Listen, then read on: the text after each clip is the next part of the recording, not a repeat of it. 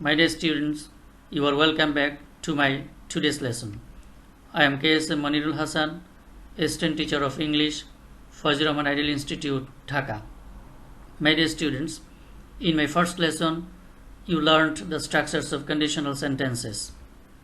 My dear students, today you will learn some important structures related to completing sentences, part 2 for class 9 and 10.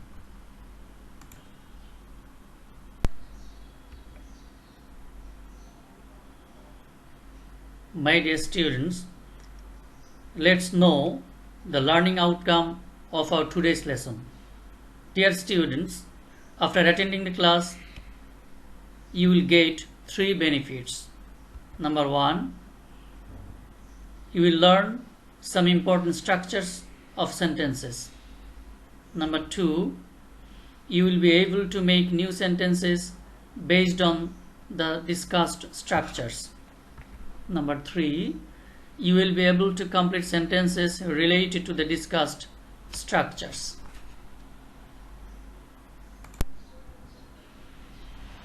My dear students, you should remember the following ideas when you will face completing sentences in the examination.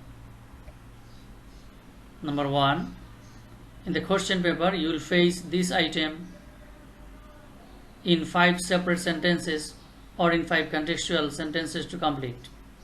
Number 2, in case of separate sentences, you just have to follow the relevant structures and grammatical rules to complete the sentences to make them meaningful and logical. Number 3, in case of contextual sentences, you have to consider the context first to have the idea and then follow the relevant structures and grammatical rules to complete the sentences to make them meaningful and logical.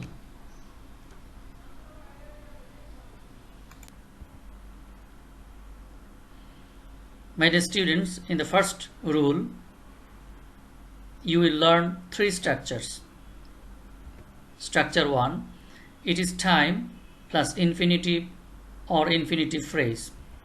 Structure 2, it is time plus for plus personal object plus infinitive or infinitive phrase. Structure 3, it is time or high time plus past subjunctive.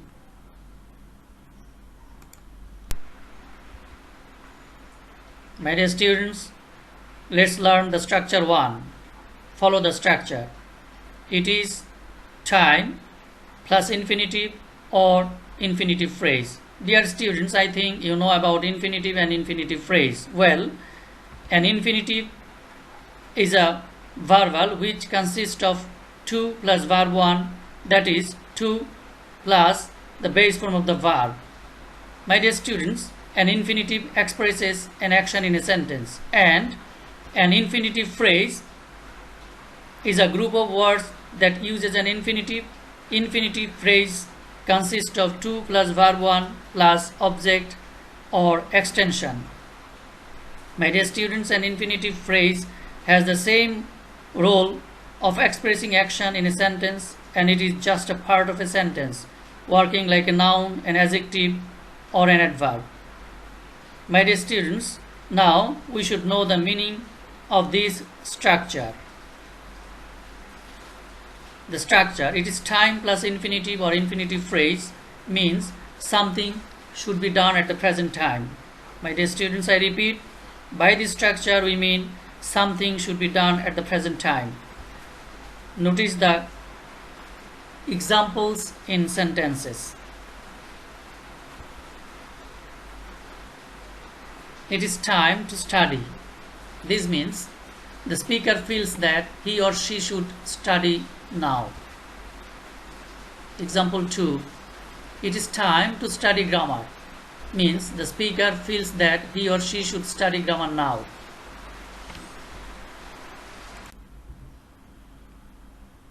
Application of the structure 1. The structure, it is time plus infinitive or infinitive phrase. Complete the following sentence. It is time dash. Can you guess the answer? Think yourself. Check your answer with me. Maybe the suitable answer, it is time to play, or it is time to read, or you may use any infinitives to make it meaningful and logical. My dear students, if you want to use infinitive phrase, the answer may be, it is time to go out for a walk, or it is time to do our homework, or it is time ... You may use any infinitive phrases to make it meaningful and logical. My dear students, in this structure, in case of separate sentences, you may use any verbs to make the sentences meaningful and logical, but in case of contextual sentences, you may not use any verbs. You have to consider the context first and then choose the verb according to the context.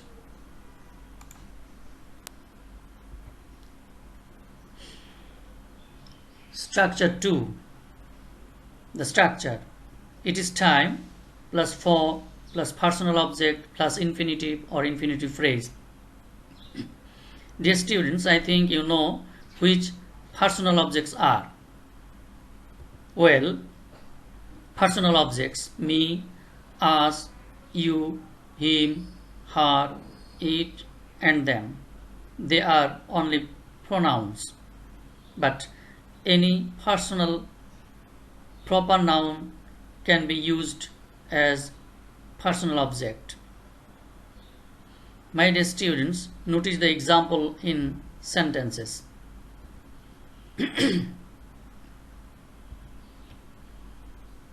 Example 1. It is time for them to study. This sentence means they should study now. My dear students, if you use infinitive phrase, the sentence may be, it is time for Rahul to study grammar. Means Rahul should study grammar now.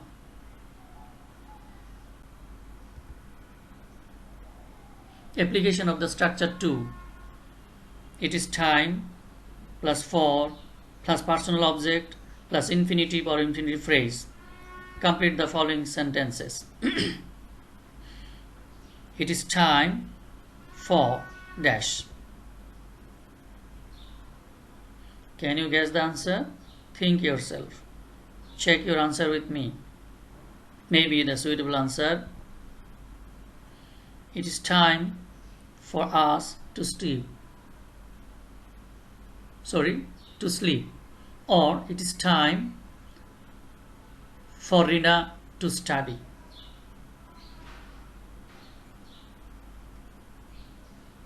You may use any infinitives to make it meaningful and logical. Notice the following examples too. It is time for us to start for school, or it is time for Rina to study attentively.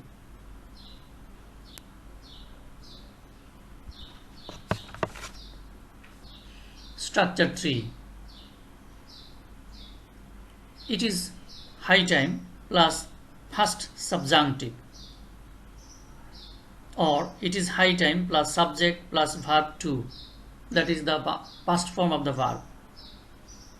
My dear students, if we feel that it is already late for something to happen and it is urgent, we can use this structure. This structure might look unusual because it uses a past tense to talk about the present or future. We may face the following structure too. Notice, it is time plus past subjunctive, or it is time plus subject plus verb 2. This pattern shows a little less urgency than the earlier. However, my dear students, finally we can use the structure, it is time or it is high time plus subject plus verb 2 plus extension. Notice the examples in sentences. First one, it is high time we started our journey. means we mustn't delay our journey. Example 2, it is time went home means we shouldn't delay to go home.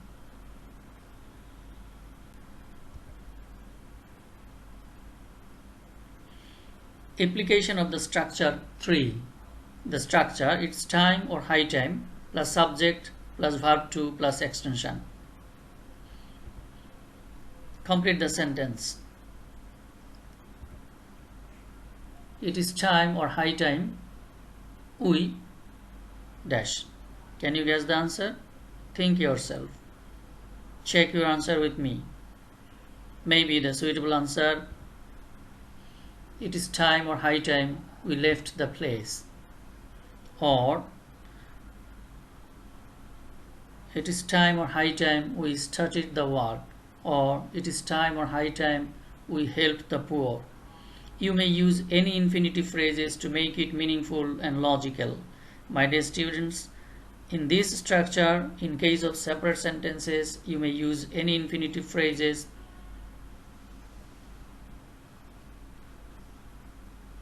to make it meaningful and logical. But you have to consider the context first and then choose the infinitive phrase to make them meaningful and logical according to the context if the sentence is contextual.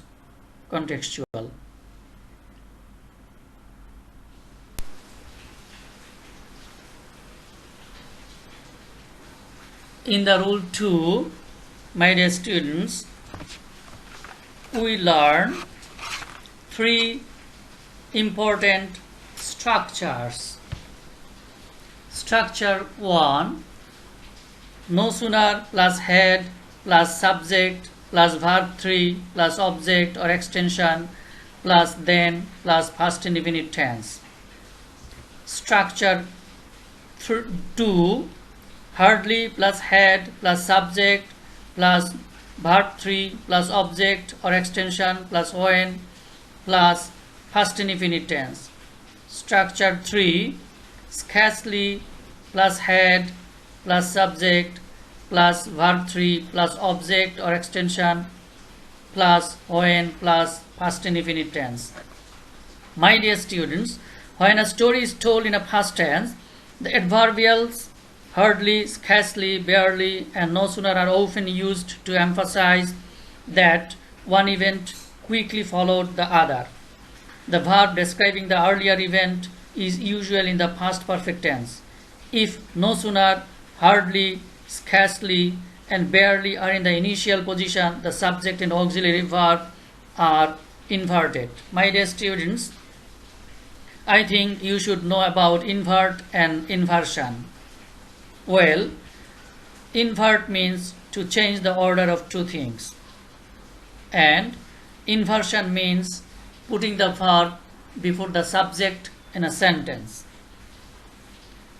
My dear students, we use inversion in several different situations in English. We usually do it in question forms such as, are you busy? Here subject and verb change their order. Besides, inversion happens in English for emphasis and dramatic purpose.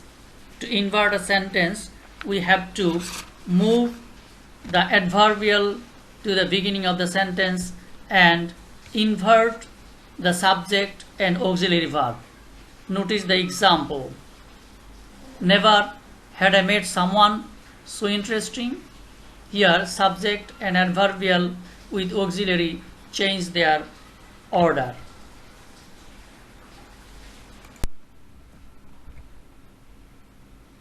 My dear students, notice the examples in sentences. Example number 1, no sooner had I arrived home than my phone rang. Means I had arrived home, then my phone rang. Example 2, hardly had I arrived home when my phone rang. Means I had arrived home when my phone rang. Example 3, scarcely had I arrived home when my phone rang. Means I had arrived home when my phone rang. My dear students, remember that No sooner is followed by than, while hardly and scarcely are followed by when. You should also remember the spelling of than, T-H-A-N, not T-H-E-N, because many of you make mistake to write it.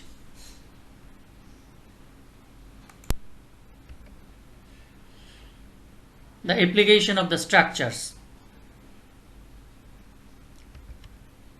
Complete the following sentences. Number 1. No sooner had we reached the hospital dash. Number 2. Hardly had we reached the station dash. Number 3. Scarcely had the assembly begun dash.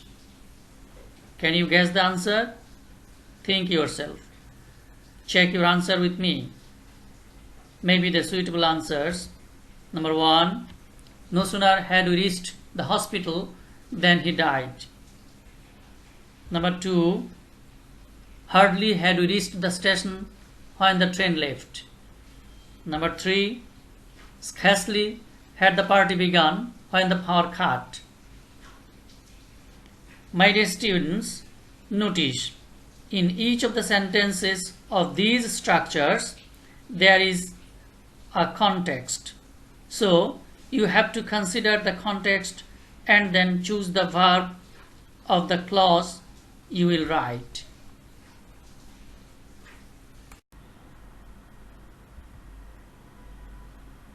My dear students, I think you have already got a clear idea about the discussed structures. Now, I would like to give you a homework. Make 3 sentences of your own for each of the discussed structures. Thank you very much for your attending the class. That's all for today. I will meet you anytime again with some other structures. Assalamu alaikum.